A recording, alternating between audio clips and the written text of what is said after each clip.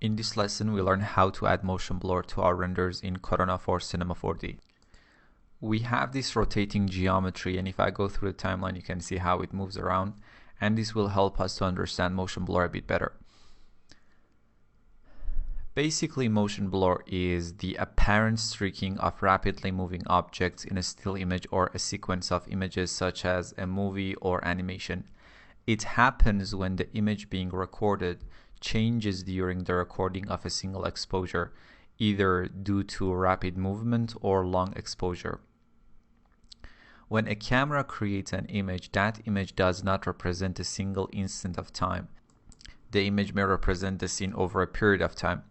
Most often, this exposure time is brief enough that the image captured by the camera appears to capture an instantaneous moment.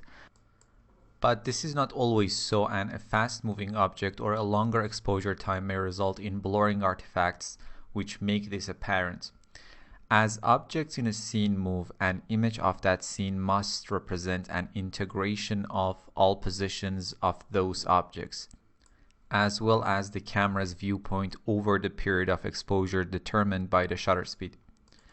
In such an image, any object moving with respect to the camera will look blurred or smeared along the direction of relative motion. Now, the reason for motion blur is simply that the amount of time that the shutter of a camera is open is long enough to allow your camera's image sensor to see the movement of that object. So longer shutter speed means more apparent and stronger motion blur. Now let's run the interactive render and go to frame 50 so we have some moving objects. To enable motion blur in Corona, simply go to the render settings and under the camera tab down to the motion blur section. You can enable camera motion blur to capture motion blur due to camera movement, and enable objects motion blur to record motion blur because of geometry movement. Now if we rerun the render,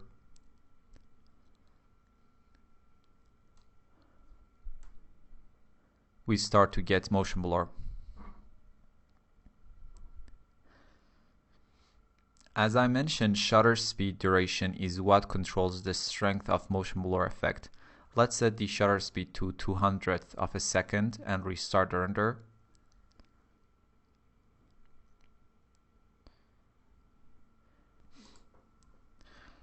And because the shutter is open for such a short time, we have this very subtle motion blur. Let's try 100th.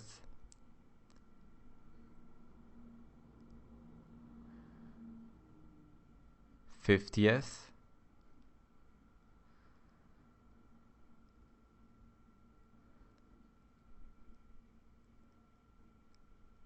And 10. Now, because the shutter is open for a longer period of time, we get a very strong motion blur. As you can see, longer shutter speed result in a more apparent motion blur because the shutter is open for a longer time and actually can capture the movement of the geometry. If we go to the render settings, we have a few motion blur options under the camera tab.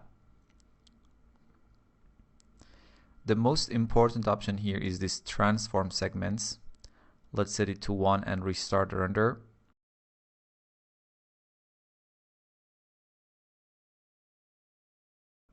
Transform segments is the number of sub-steps used for motion blur. Right now we only have 2 sub-steps and therefore we can't have any curved motion blur trail. Let's increase the transform segments to 6 and render the scene again.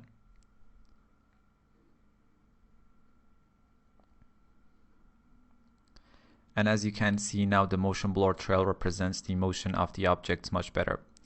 Let me close this scene and open up another scene.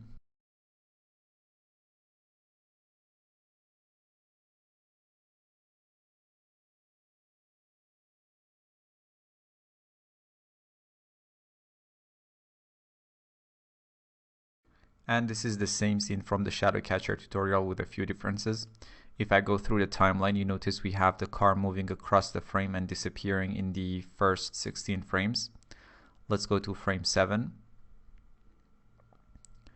Let's enable camera and geometry motion blur from the render settings and increase transform segments to 6. Probably even 4 would be enough for now, but the wheel's also rotating, so probably 6 would be a better value.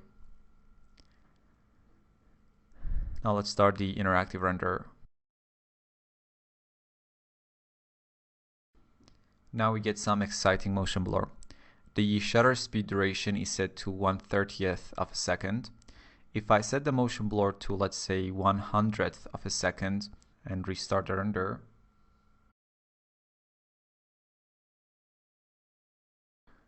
we get a much shorter motion blur trail.